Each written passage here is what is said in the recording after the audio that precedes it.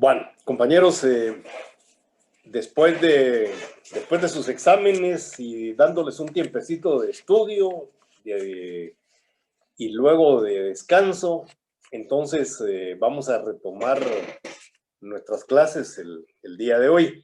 Hoy vamos a hablar sobre los contratos traslativos de propiedad. En el programa, si yo no mal recuerdo, dice contratos traslativos de dominio. Entonces, eso nos lleva siempre a la pregunta de si son traslativos de propiedad o son traslativos de dominio. Para poder entender si son de propiedad o de dominio, pues debemos saber qué es la propiedad y qué es el dominio. Cuando estamos hablando de dominio, estamos hablando de un punto de vista subjetivo y decimos que el dominio es la facultad de usar y disponer de algo. En cambio, cuando estamos hablando de propiedad, estamos refiriéndonos a una situación ya objetiva, ya una cuestión de definición legal.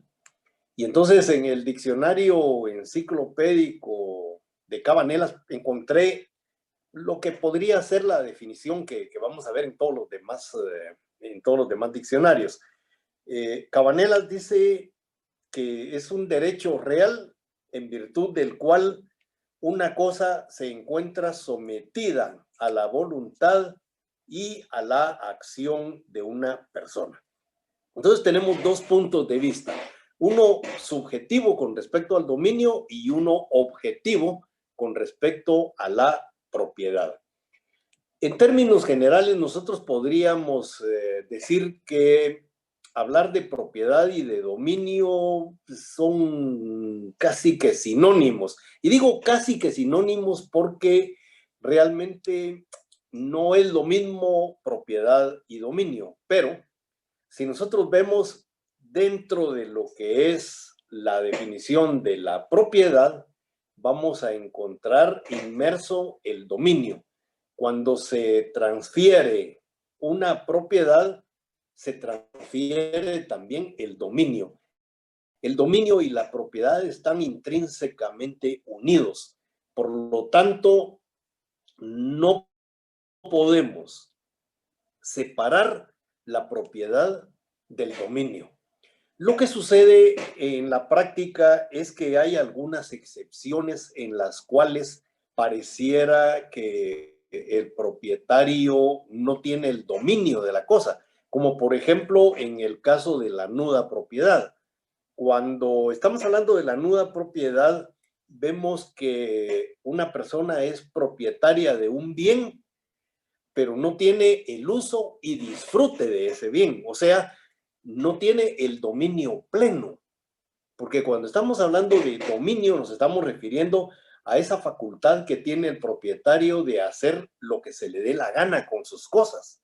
Sin embargo, en el tema del usufructo, por ejemplo, vemos que el propietario no puede disponer plenamente del bien. No hay una libre disposición del mismo porque el dominio está restringido. El propietario no puede hacer uso de la cosa, no puede disfrutar la cosa. Eso le corresponde al usufructuario. Entonces, por eso es que algunas veces no entendemos el tema de si es propiedad o es dominio. Lo correcto es hablar sobre contratos traslativos de propiedad, no contratos traslativos de dominio. Y en ese sentido, la definición legal contenida en el artículo 1790 nos dice precisamente lo que es la compraventa. Dice, por el contrato de compraventa, el vendedor transfiere la propiedad de una cosa. No dice el dominio de una cosa, dice transfiere la propiedad de una cosa y se compromete a entregarla. Y el comprador se obliga a pagar el precio en dinero. Más adelante vamos a ver esta norma en toda su extensión. Tiene varios presupuestos que son importantísimos. Lo primero es el tema de la propiedad, es decir, se transfiere la propiedad. y junto con la propiedad, el dominio. Es decir, el dominio va inmerso dentro de la propiedad. Pero luego viene el compromiso de la entrega. Cuando estamos hablando del compromiso de la entrega, nos estamos refiriendo a aquellos contratos que no son instantáneos. Cuando un contrato de compraventa es instantáneo, en el mismo momento se entrega la cosa y se paga el precio. Aquí, al decirnos que se compromete a la entrega de la cosa, estamos hablando ya de un cumplimiento que se va a dar en el tiempo. Pero luego nos refiere también que el comprador se obliga a pagar el precio y dice pagar el precio en dinero. Entonces, aquí vamos a entender en el artículo 1790 dos elementos que son esenciales en un contrato de compraventa, tal cual son el precio y la cosa. Son elementos esenciales que no pueden faltar en ningún contrato de compraventa. Si en un contrato de compraventa no hay cosa, no hay contrato. Si no hay precio, no hay contrato. Entonces, un contrato de compraventa tiene que tener precio y tiene que tener una cosa. Pero eso lo vamos a dejar para su momento. Entendido eso, vemos en el esquema que dentro de los contratos traslativos de propiedad tenemos el contrato de compraventa, el contrato de permuta, el contrato de donación y entre paréntesis pongo el contrato de mutuo. El contrato de mutuo es un contrato que lo vamos a encontrar dentro de los contratos traslativos de uso, como en el caso del arrendamiento, el caso del comodato. El contrato de mutuo, la pregunta es si realmente es un contrato traslativo de uso.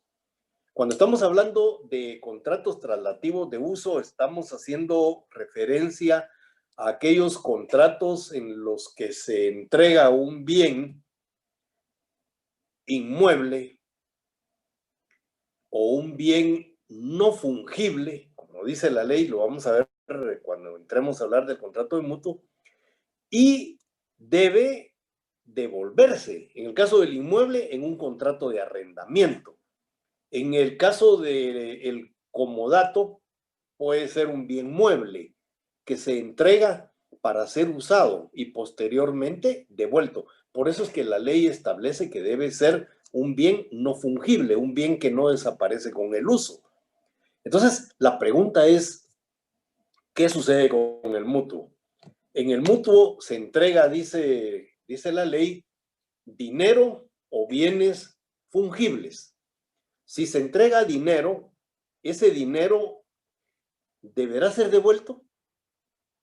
Bueno, la respuesta es, se devuelve una cantidad igual, porque si a mí me prestan 100 quetzales y me dan un billete de 100 quetzales, no voy a devolver ese billete de 100 quetzales. Es decir, ese billete lo voy a despedazar, pues en cuestión de un par de horas ya no existe.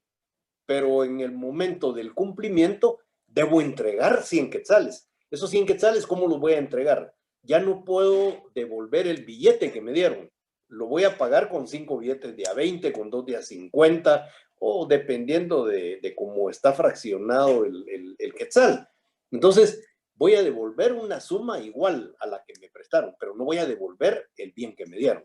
Si me dan un bien fungible, como es un quintal de maíz, por ejemplo, ese quintal de maíz lo voy a volver tortillas, lo voy a hacer masa primero y tortillas después, pero en el momento del cumplimiento voy a tener que devolver un quintal de maíz, que fue lo que me prestaron.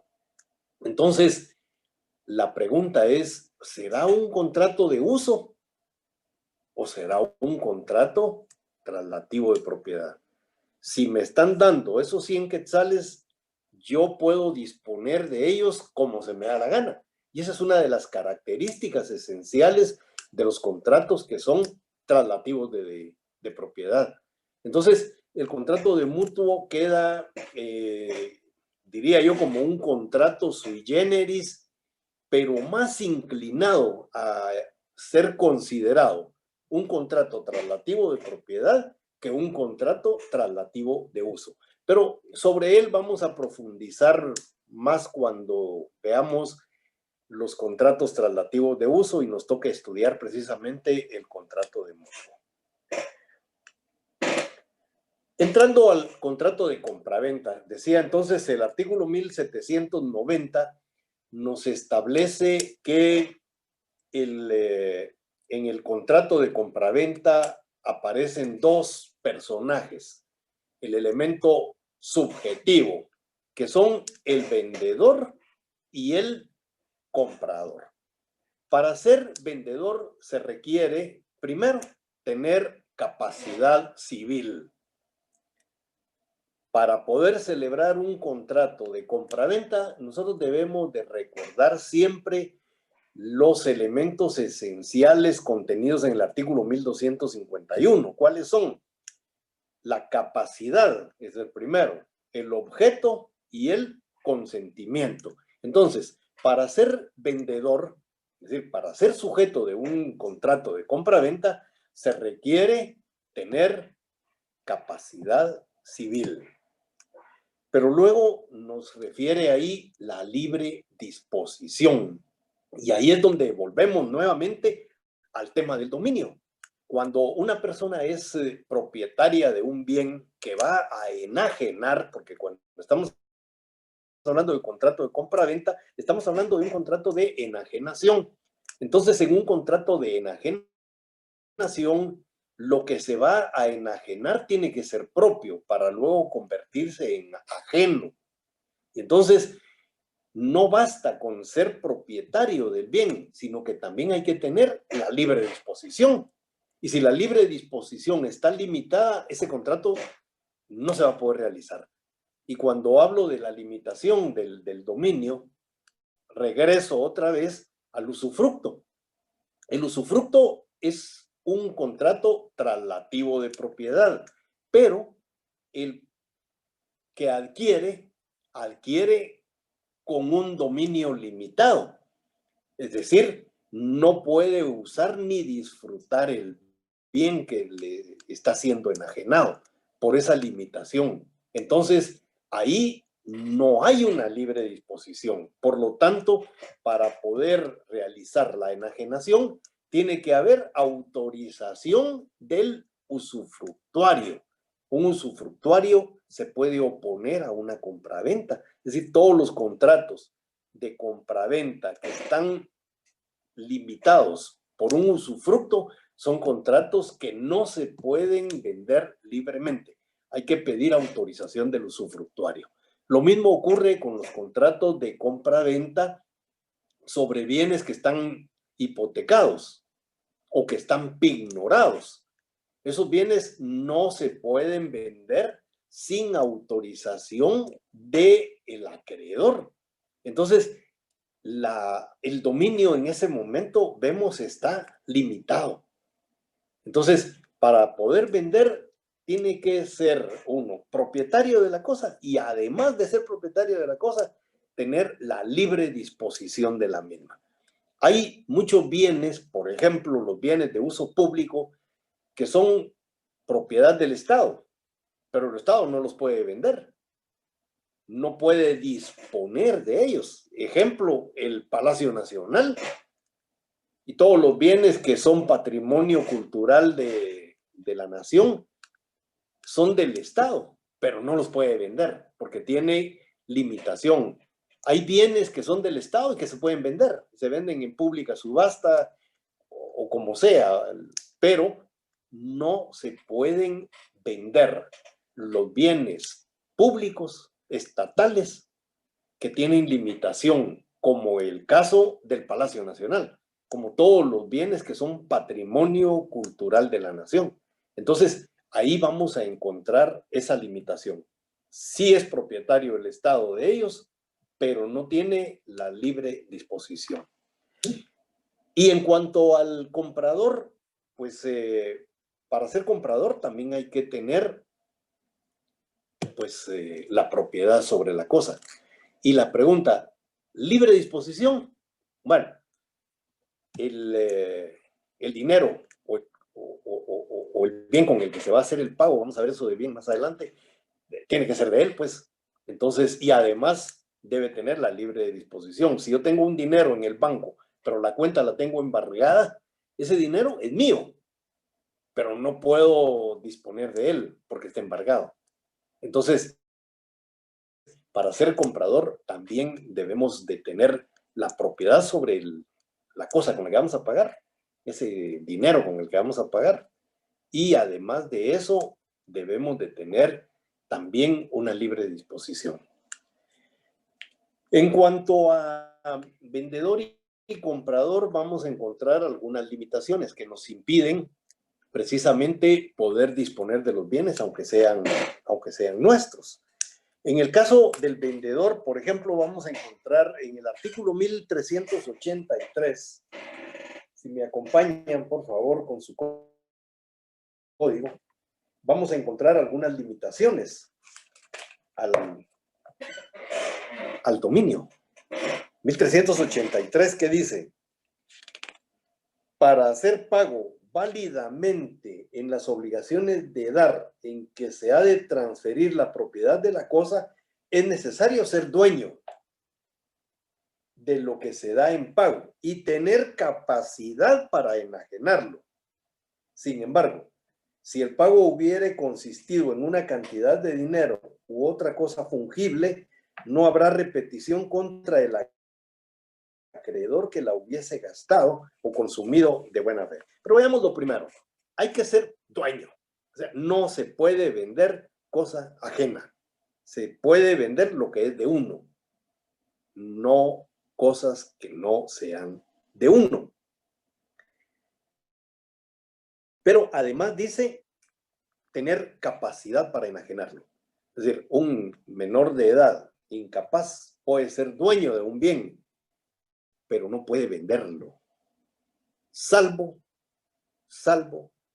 que hubiera utilidad y necesidad para ello. Y entonces, quien lo representa, que puede ser un padre, generalmente el padre, o un tutor, para poder vender bienes del menor, tienen que seguir un juicio de utilidad y necesidad, porque de lo contrario, los bienes del menor no se pueden vender, aunque los bienes sean de su propiedad. El artículo 1792, siguiendo la línea de las limitaciones al dominio, dice que el marido no puede comprar de su mujer ni esta de aquel, aunque haya separación de bienes. No quedan incluidas en la prohibición las adjudicaciones en pago entre cónyuges por razón de liquidación de la sociedad conyugal. Aquí hay dos presupuestos. Primero, el marido puede ser el dueño del bien y la mujer puede ser la dueña de su dinero. Es decir, cuando estamos hablando de bienes separados, a eso se está refiriendo la ley. Cuando dos personas se han casado por el régimen económico de separación absoluta, el marido va a tener sus propios bienes y también la esposa. Entonces, no es raro que la esposa tenga su propia cuenta bancaria con suficiente dinero como para comprar el bien que es propiedad del marido, porque ese bien no es de ella, ni va a tener derecho a ese bien a la hora del divorcio. Entonces, el bien es del marido. Si ella lo quiere comprar, la ley se lo prohíbe. Dice que no existe la posibilidad jurídica de un contrato de compraventa entre cónyuges. Lo único que sí acepta la ley es el tema de la adjudicación en pago. Es decir, si el marido es propietario de un bien y le debe alimentos a la esposa, por ejemplo, o cuando se divorcian, van a liquidar bienes, van a liquidar derechos y obligaciones. El marido puede garantizarle a ella o pagarle los alimentos con un bien de su propiedad. Eso es lo único que acepta la ley, pero no un contrato de compraventa. El artículo 1794 dice que ninguno puede vender sino lo que es de su propiedad. Ya lo habíamos indicado anteriormente. Se puede vender lo que es de uno, nada más. La venta de cosa ajena es nula. ¿Por qué es nula? Porque para que algo nazca a la vida jurídica, para que nazca al derecho, lo que se tiene que hacer es cumplir con la ley. Y la ley nos está diciendo que no se puede vender cosa ajena. Ahí hay una prohibición expresa de la ley. Entonces, no podemos vender nada que no sea nuestro, porque estaríamos actuando contra la ley. Y ya sabemos que cualquier negocio que es contrario a la ley es un negocio nulo de pleno derecho. También dice el artículo 1794 que el que comprare lo suyo por haberlo creído de otro tiene derecho a conservar la cosa y a que se le restituya el precio. Es decir, un comprador no puede comprar lo que es de él. ¿Cómo va a comprar uno algo que es de uno? Bueno, puede suceder. Puede suceder. Si nosotros pensamos así de una manera muy pobre, no podríamos entender cómo una persona compre algo que es de él. Pero si tenemos a una persona que tiene 5,000 cabezas de ganado y de repente le ofrecen un, qué sé yo, un toro que a él le guste, lo ve y le parece bonito, etcétera, etcétera, y lo compra y luego resulta que era de su ganado. Entonces, dice la ley que él tiene el derecho de quedarse con el bien y con el dinero, ¿verdad? Porque realmente estaría comprando algo que es de su propiedad. Y por último tenemos al artículo 1795 que dice que los representantes de menores, incapaces o ausentes y los depositarios, administradores, interventores o liquidadores no pueden vender los bienes que tengan a su cargo sin llenar previamente las formalidades que para cada caso señala la ley. ¿Cuáles son esas formalidades? Bueno, ya dijimos que la formalidad es seguir un juicio de utilidad y necesidad. Podemos ver los artículos 60 del Código Procesal Civil y Mercantil, el artículo 264 y el artículo 332. En esos artículos vamos a encontrar precisamente lo relacionado con el tema de los juicios de utilidad y necesidad. ¿Y qué vamos a encontrar ahí? Vamos a encontrar un proceso de cómo es que una persona puede vender los bienes de un menor, pero tiene que ser con autorización de juez competente. Y luego vamos a encontrar en el tema del comprador algunas limitaciones, pero esas limitaciones las vamos a encontrar en el artículo 123 constitucional. El artículo 123 de la Constitución Política de la República de Guatemala lo que nos dice es que todos los bienes que se encuentran a orillas de frontera, a orillas de lagos, a orillas del mar, no pueden ser vendidos a extranjeros. Esto es por cuestiones de soberanía. Pero agrega el artículo 123, no tengo la Constitución ahorita a la mano, de hecho la dejé debajo de todos los libros que puse para poner el teléfono, pero me recuerdo bien, que la Constitución dice que no se pueden vender todas esas franjas que se encuentran a lo largo de los lagos, de los mares y de las fronteras a personas extranjeras. Salvo, dice, aquellos casos en los que estos bienes estuvieran inscritos antes del 1 de marzo de 1956. Si los bienes están inscritos a nombre de un extranjero desde 1956, pues ahí ya no se puede hacer nada, ¿verdad? Porque la Constitución misma le da derecho a esas personas, no en cuestiones posteriores. Esta es una norma, les decía yo a ustedes, que trata de proteger la soberanía del país. Se entiende los mares, los lagos, los ríos. El tema de la frontera es un poco más complicado.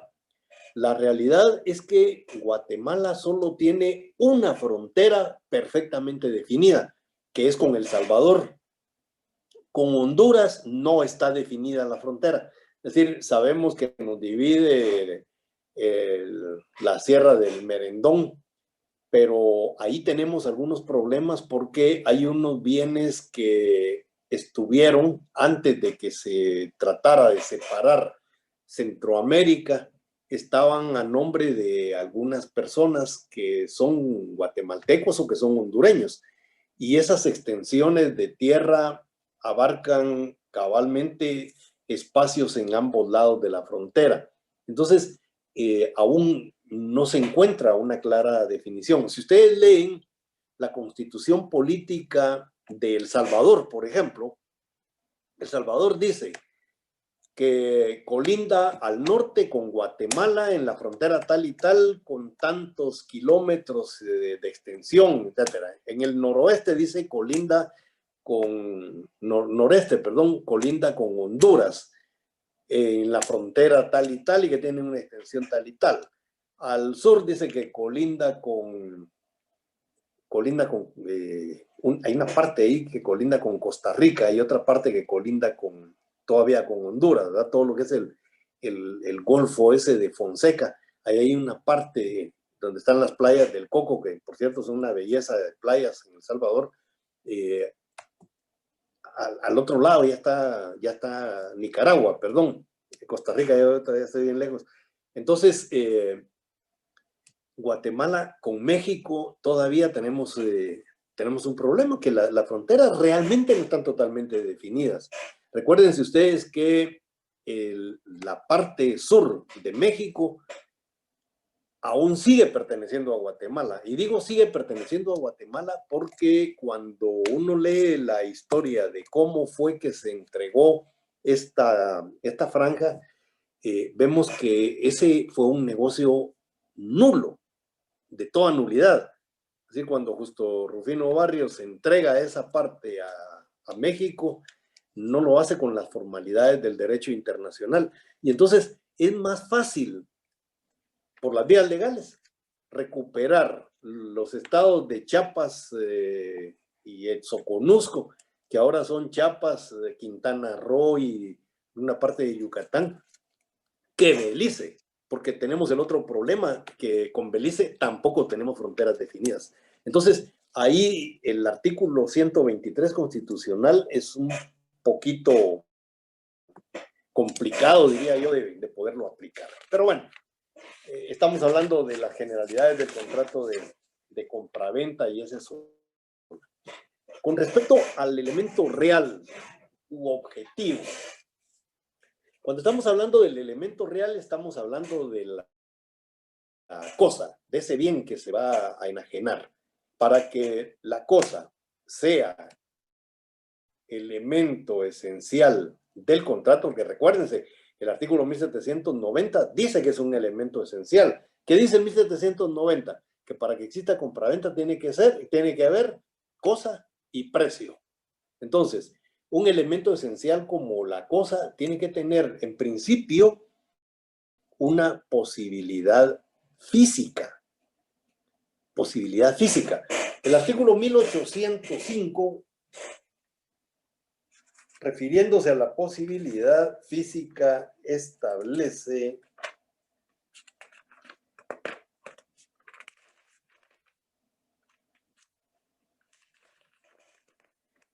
dice, pueden venderse las cosas, aquí quiero que me pongan atención, pueden venderse las cosas futuras antes de que existan en especie y también una esperanza incierta. Aquí el artículo 1805 nos está refiriendo a dos instituciones que acabamos de ver. Una son las cosas futuras, las que aún no existen, pero que van a existir. Y la otra a las cosas aleatorias, las que están determinadas por la suerte. El examen venía algo de eso, de la cosa futura o de la cosa incierta, ¿verdad? De la cosa aleatoria. No me acuerdo exactamente cómo decía la pregunta, pero sí me recuerdo que venía. Entonces, cuando estamos hablando de esa cosa futura, nosotros debemos tener siempre bien claro que las cosas, cuando tienen posibilidad física, nos estamos refiriendo a que son cosas que están determinadas o que son determinables, aunque aún no existan. Hay un artículo 1538, me recuerdo, no es que me recuerde, yo lo tengo apuntado aquí en mi código, espero que ustedes también. Esta clase ya la vimos, el objeto del contrato dice, no solo las cosas que existen pueden ser objeto de los contratos, sino las que se espera que existan. Las que se esperan que existan, estamos hablando de un futuro, o sea, cosas que aún no existen, pero se espera, dice, que puedan existir. Pero es necesario que las unas y las otras estén determinadas, o al menos en cuanto a su género. Y entonces yo les decía a ustedes en alguna ocasión que se puede vender una cosecha de café que aún no existe. ¿Por qué se puede vender? Porque el artículo 1538 dice que se pueden vender. Dice que las cosas que aún no existen, pero que se espera que vayan a existir. Entonces yo decía, bueno, tenemos un terreno sembrado de café que ya está para producir, es decir, tenemos árboles que tienen más de 3 años de edad, entonces ya están en producción, pero en este momento todavía no podemos establecer cuál es la cosecha, porque ahorita todavía el fruto está verde, no está de corte aún, y entonces vamos a tener que esperar, pero esa cosecha ya se puede vender, porque tenemos que lo que dice el artículo 1538, no solo las cosas que existen pueden ser objeto de los contratos, sino las que se espera que existan. Y entonces, si ya tenemos la plantación, si ya la tenemos incluso con fruto, a veces yo pongo fruto, todavía no tiene fruto, pero en este momento, el día de hoy, si nosotros vamos a todos los cafetales, darnos que todavía algunos tienen flor, pero la mayoría ya tienen su fruto verde. Entonces, ya hay esperanza de que la plantación esa va a tener fruto maduro de aquí a 2 meses, pues. Entonces, se puede vender. Por eso dice el artículo 1800, ¿qué? 805. El artículo 1805 dice, pueden venderse las cosas futuras antes que existan en especie. Existen en especie. Pero el artículo 1538 dice que se pueden vender antes que existan en especie. Lo único dice que tiene que ser ya su género, pero el género ya lo sabemos, ¿verdad? El café en tales y tales condiciones y todo. Solo esperamos a que llegue el momento para poder proceder al corte y establecer efectivamente cuánto produjo. Y entonces comienza el tema de la cosecha. Es decir, la cosecha no es únicamente cortar el fruto, es decir, el proceso de cosecha de café y de cualquier otra cosa tiene un montón de pasos, pues, desde la preparación de la tierra hasta la recolección del fruto. Entonces, se puede vender. Pero luego dice que también una esperanza incierta. Y hablábamos nosotros que la esperanza incierta era ni más ni menos que ¿qué cosa? Los contratos aleatorios, los contratos que están determinados a la suerte. Entonces, un contrato de compraventa de cosa futura es diferente a un contrato de compraventa de cosa aleatoria. Son dos instituciones totalmente distintas. La cosa futura es lo que se espera que vaya a existir en un plazo determinado, y la cosa aleatoria es aquella que es incierto si va a existir o no va a existir. En el tema de la cosecha de café, por ejemplo, les decía yo a ustedes, eso es cierto. Va a ocurrir, por eso la ley dice, se espera que vaya a existir. En cambio, la cosa aleatoria, ahí es una esperanza. Ojalá me gane la lotería, ¿verdad? Esa es una esperanza. Entonces, los bienes para que sean cosa, para que sean enajenables, para que formen parte de lo que es el negocio de los hombres, para que se pueda celebrar un contrato de compra-venta, la cosa tiene que tener posibilidad física, es decir, tiene que existir, tiene que estar determinada o determinable, pero también puede ser, dice la ley, una esperanza incierta. Y luego debe tener posibilidad jurídica. Hay cosas que no se pueden vender, pero que existen. No forman parte del negocio de los hombres, no son enajenables. Y entonces yo les decía a ustedes, por ejemplo, los bienes de uso público del Estado, como el Palacio Nacional, como los bienes que son declarados o han sido declarados patrimonio cultural de la nación y algunos patrimonio cultural de la humanidad. No se pueden vender, no están en el negocio de los hombres. Por lo tanto, no existe sobre ellos una posibilidad jurídica. Y en cuanto al precio, decíamos que el precio tiene que ser cierto. No puede haber un contrato de compraventa sin precio. Cualquier contrato de compraventa que no tenga precio es un contrato nulo de pleno derecho. Cualquier contrato que no tenga cosa determinada no puede ser un contrato de compraventa, es nulo. Entonces, en el caso del precio, tiene que ser cierto, tiene que existir un precio determinado. Las partes van a determinar cuál es el precio, pero también el precio puede ser un precio fijo. Cuando estamos hablando de determinado por las partes, estamos diciendo que las partes se van a poner de acuerdo para ponerle precio a algo, pero muchas veces el precio solamente lo pone el vendedor, y entonces ahí estamos hablando de un precio fijo. Y luego el artículo 1790 dice que debe ser en dinero. Y ahí yo le pondría también signo de interrogación. ¿Será que solo en dinero? Bueno, vamos a ver ese tema.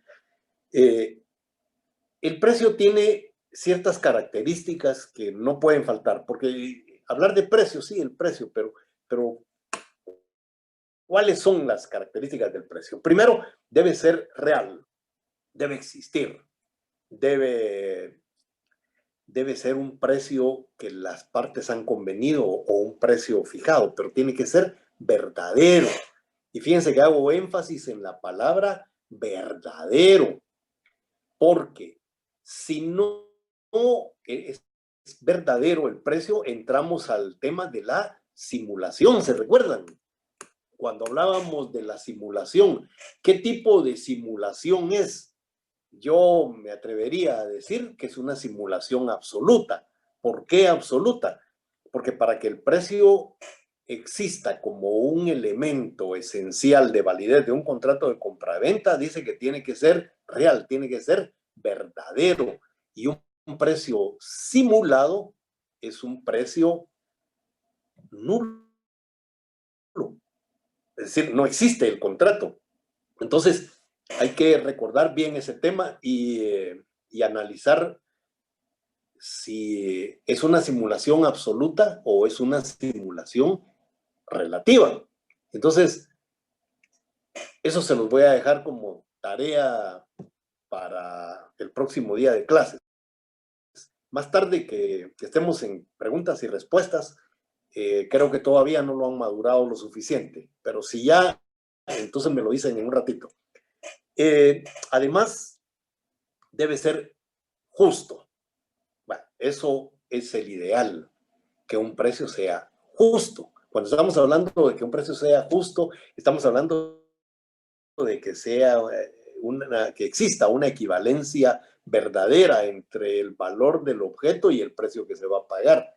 Pero eso en la práctica no se da. El que vende quiere vender caro y el que compra quiere comprar barato. Entonces, generalmente no encontramos esa equivalencia perfecta de decir, la cosa cuesta tanto y en eso lo vendo.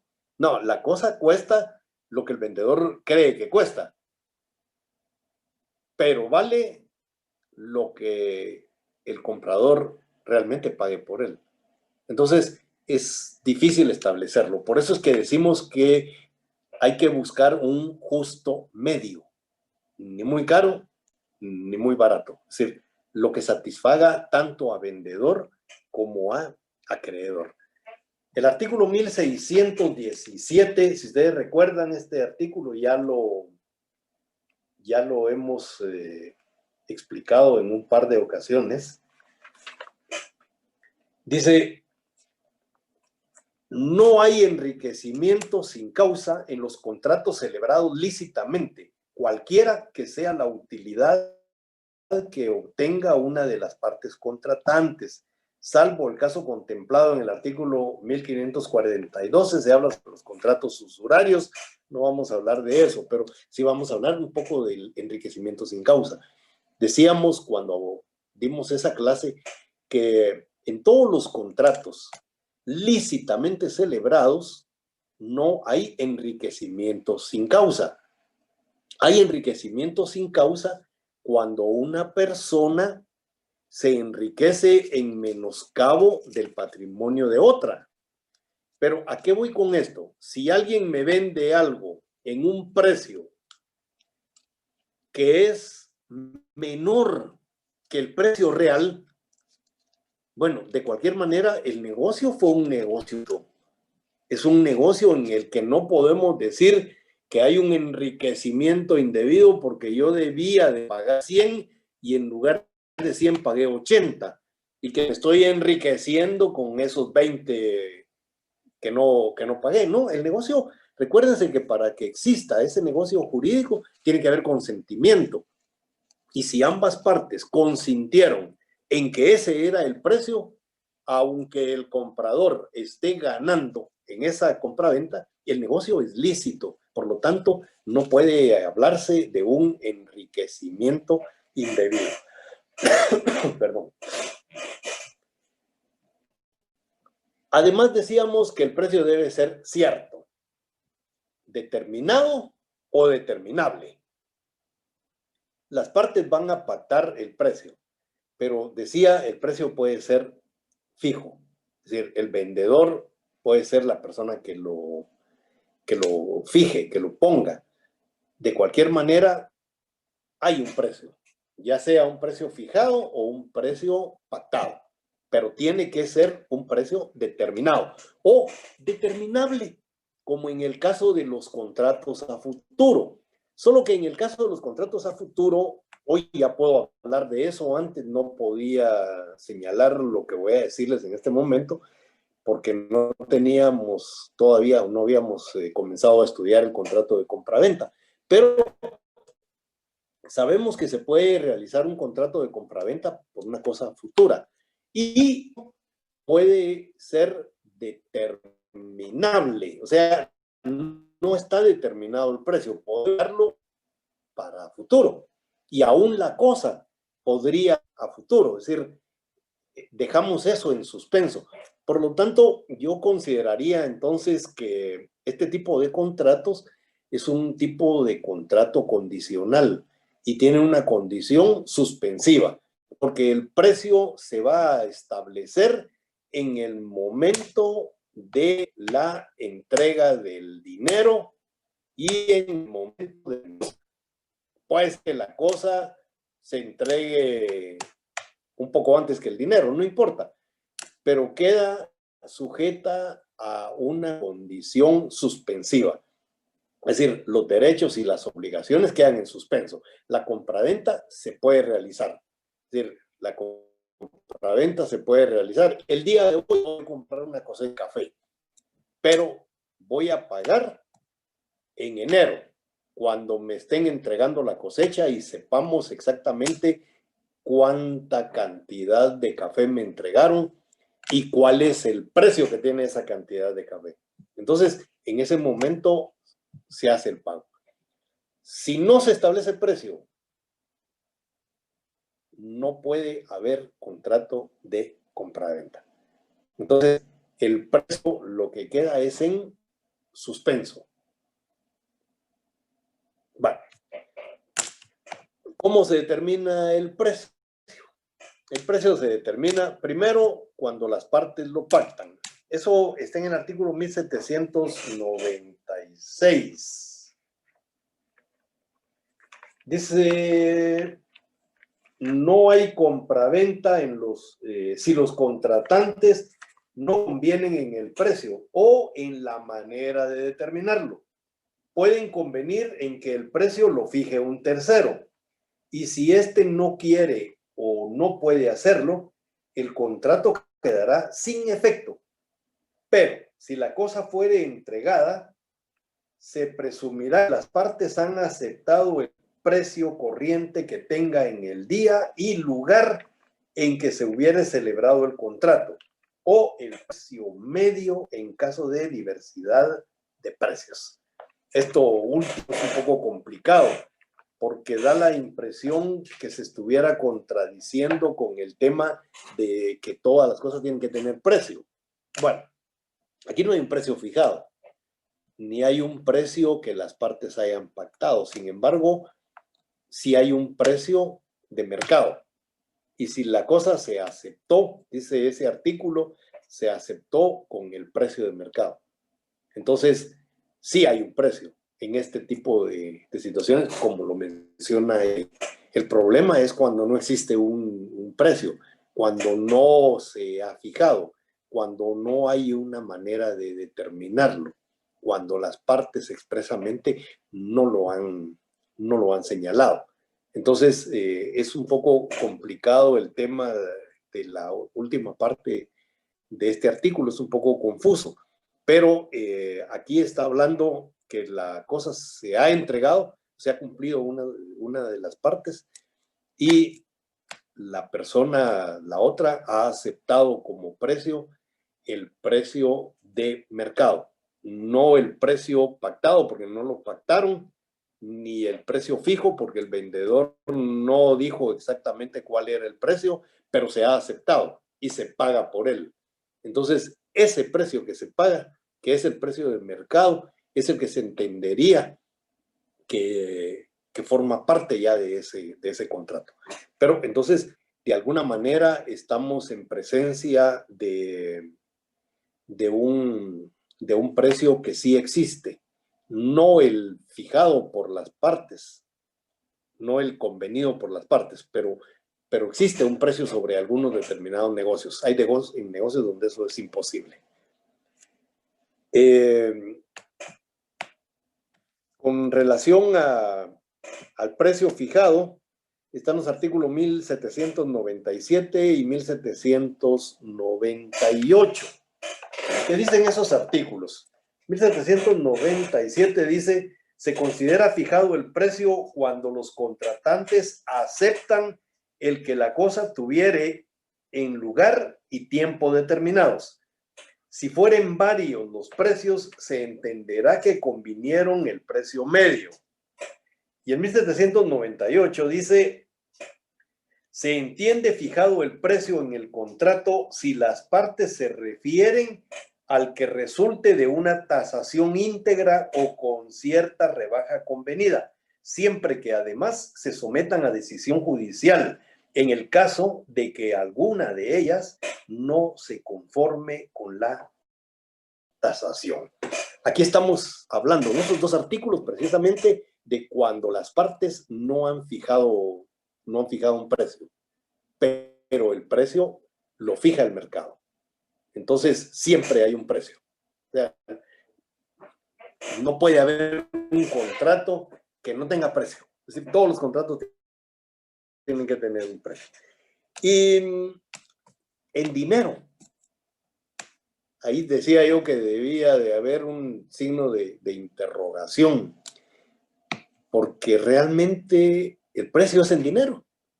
Fíjense que el artículo 1790, volvámoslo a leer, es bien interesante ese tema.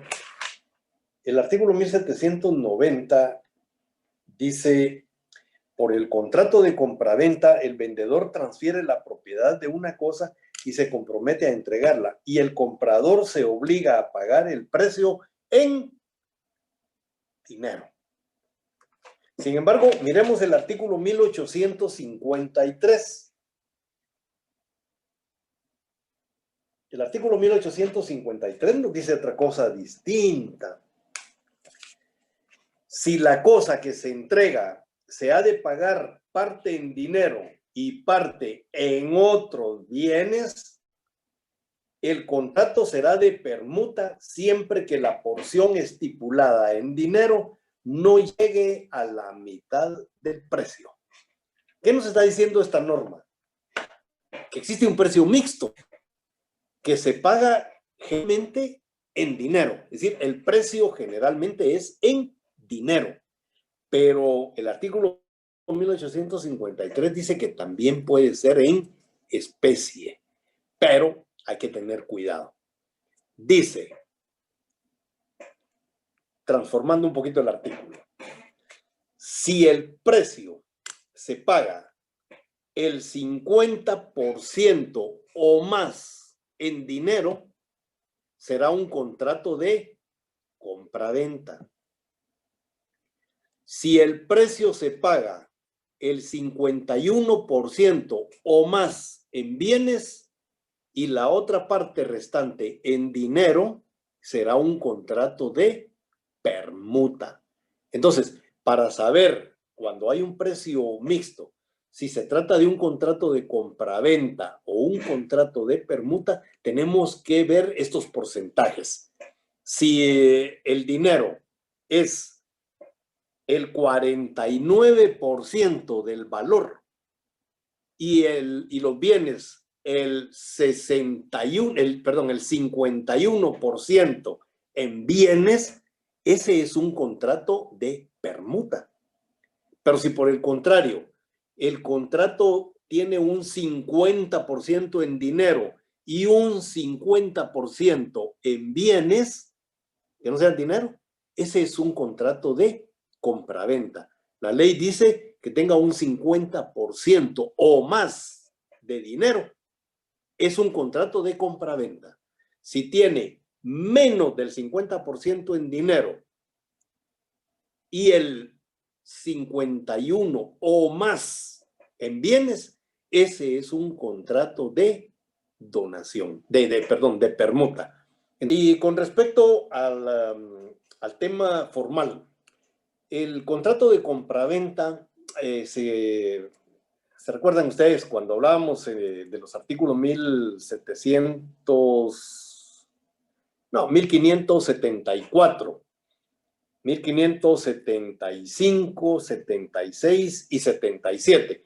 Ahí encontrábamos precisamente cómo es que se celebran los contratos en Guatemala. Y decíamos que los contratos en Guatemala se pueden celebrar verbalmente o se pueden celebrar por escrito. Verbalmente dice el artículo 1575, recuerdo, que se pueden celebrar siempre y cuando no excedan de 300 quetzales. Y por escrito, cuando exceden de esos 300 quetzales. 1000 en el caso de los contratos mercantiles, es el tope. Esto en algún momento dije yo, pues ya eso es obsoleto, quedó atrás, porque cuando el código entró en vigencia en 1963, 4, 300 quetzales era un dineral. Hoy 300 quetzales pues no es mayor cosa, pero de cualquier manera los contratos se corrigen con el artículo 1576, cuando dice que todos los contratos que deben de inscribirse en cualquiera de los registros deben otorgarse por escritura pública. Esta es una formalidad que tiene precisamente la compraventa de bienes que deben ser registrados. No así deben registrar, es decir, los bienes que no se registran se puede negociar sobre cualquier cantidad de plata. El problema de los bienes registrables ya sabemos cuál es, ¿verdad? La posible venta a otras personas. Un tema que vamos a ver más adelante. Con respecto a la forma del contrato, el contrato en el artículo 1576 no es un contrato rigurosamente formal. Es decir, se refiere, sí, a un requisito de prueba. Pero en el artículo 1577, allí sí estamos hablando de contratos solemnes que deben de otorgarse en escritura pública para que nazcan a la vida jurídica. Es decir, el contrato de compraventa, aún tratándose de bienes inmuebles, no es un contrato solemne. El contrato de compraventa de bienes inmuebles sí es un contrato formal, porque tiene que otorgarse en escritura pública y tiene que inscribirse en el registro de la propiedad inmueble. Pero no es un contrato solemne. El mismo artículo 1576 dice que si no se otorgan en escritura pública, de cualquier manera los contratos son válidos. Son válidos. A diferencia del 1577 que dice, si los contratos no se otorgan en escritura pública, no nacen a la vida jurídica. Ahí ya estamos hablando de un requisito rigurosamente formal, un requisito de solemnidad. Entonces, los contratos de compraventa, aún tratándose de bienes inmuebles, no es un contrato solemne. Sí, es un contrato. ¿Y cómo se van a otorgar los contratos que la ley dice que de 300 quetzales en adelante en escritura, perdón, por escrito? Bueno, ¿se recuerdan del artículo 1256? Aquel artículo que decíamos que habla precisamente sobre la libertad de forma. 1256 dice: cuando la ley no declare una forma específica para un negocio jurídico, los interesados pueden usar la que juzguen conveniente.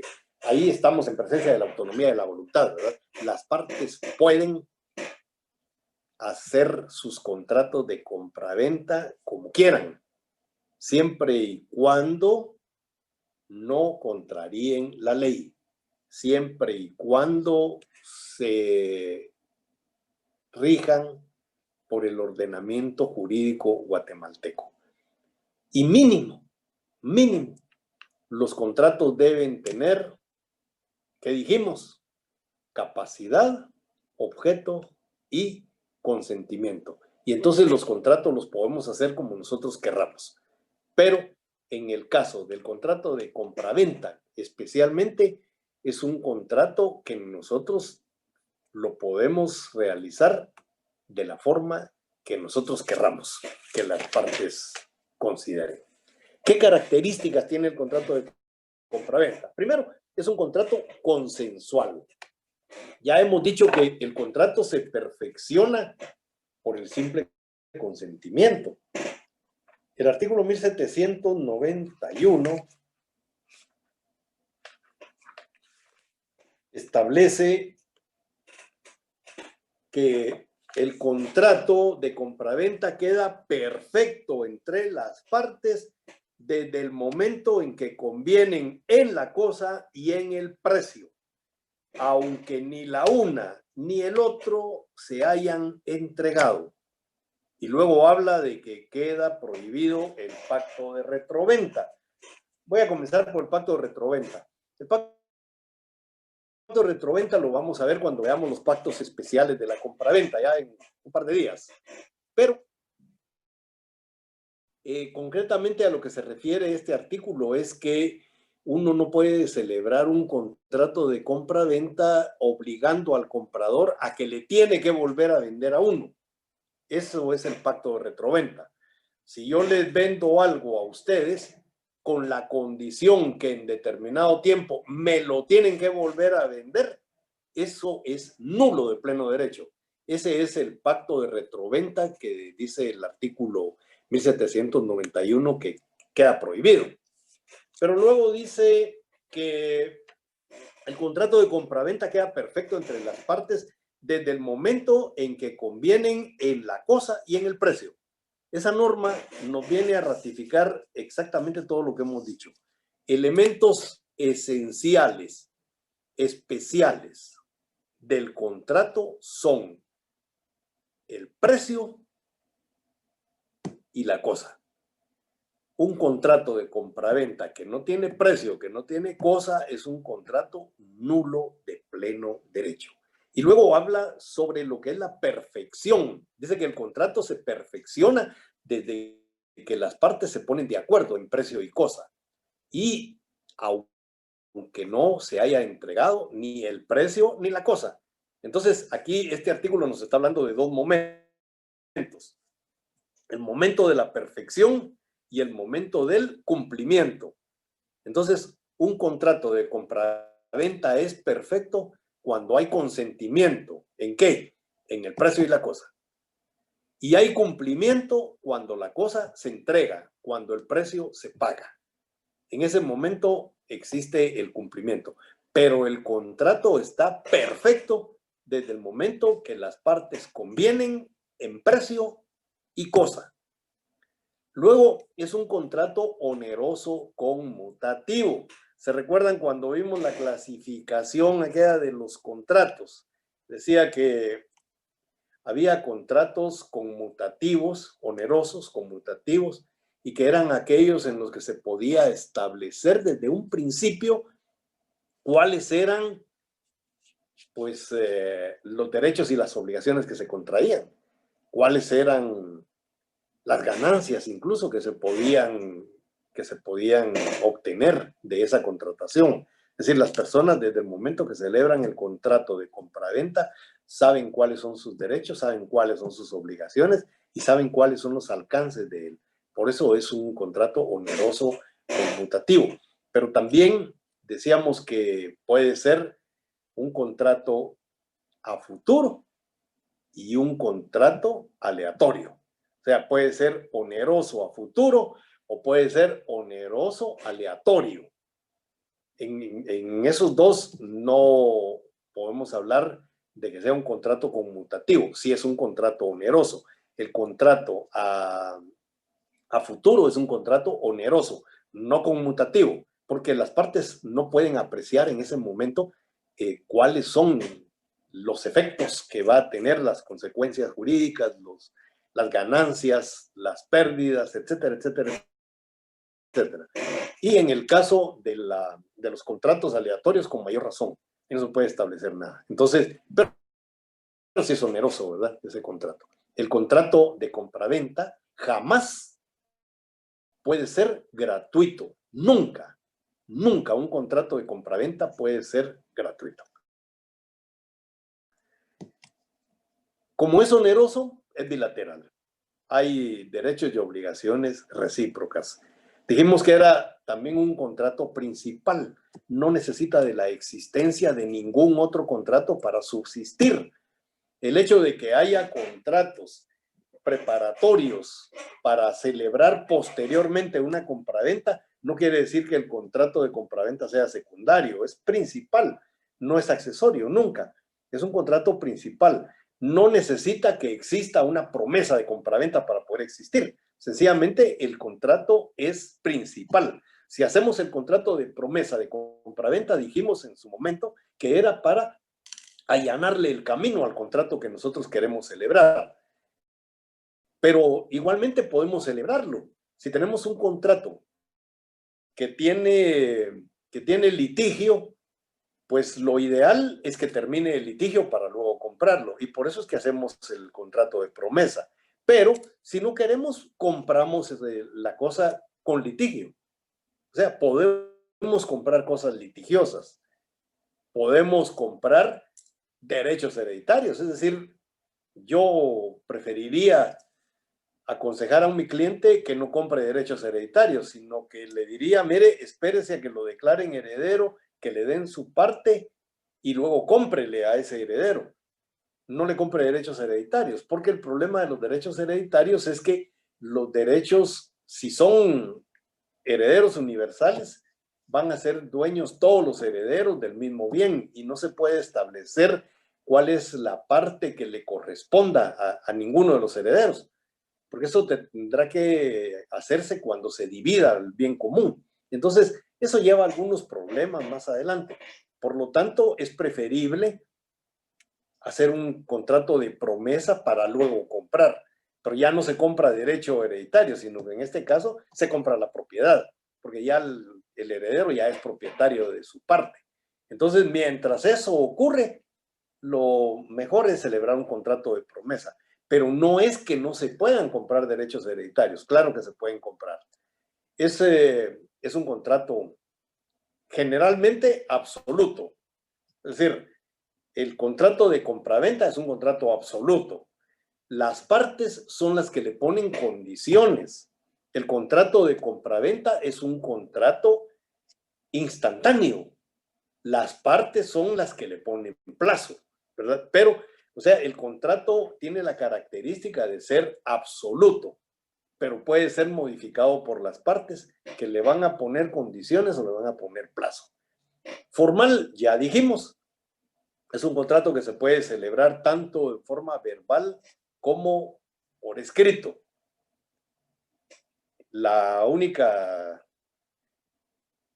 excepción que vemos ahí en el tema escrito es cuando se trata de bienes inmuebles o derechos reales sobre los mismos que debe de otorgarse, no debe otorgarse en escritura pública solo porque sí, sino para poderlo inscribir. Pero el artículo 1576 nos dice que el contrato, aunque no se haga de esa forma, es un contrato válido. Y por último, es un contrato que puede ser instantáneo o puede ser de tracto sucesivo. Por regla general, decíamos, es un contrato absoluto. Eso quiere decir que es un contrato de cumplimiento instantáneo. O sea, cuando estamos hablando que es absoluto, estamos diciendo que el contrato se perfecciona y se cumple inmediatamente. Entonces es un contrato instantáneo. Pero también cuando las partes le ponen plazo, ahí estamos en presencia de un contrato de tracto sucesivo. Es decir, un contrato que se va cumpliendo por etapas. Bueno, hasta aquí la primera parte de lo que debemos conocer del contrato de compraventa, son todas sus generalidades. El día jueves comenzamos a ver ya las clases de contrato y el día martes de la otra semana, primero Dios, vamos a estar terminando la clase. Ahí vamos a ver los pactos especiales del contrato de compraventa. Y Mientras tanto, pues, si hay alguna duda con respecto a la clase de hoy, pues estoy a la orden. Así que, por favor, comiencen con sus preguntas. Gracias.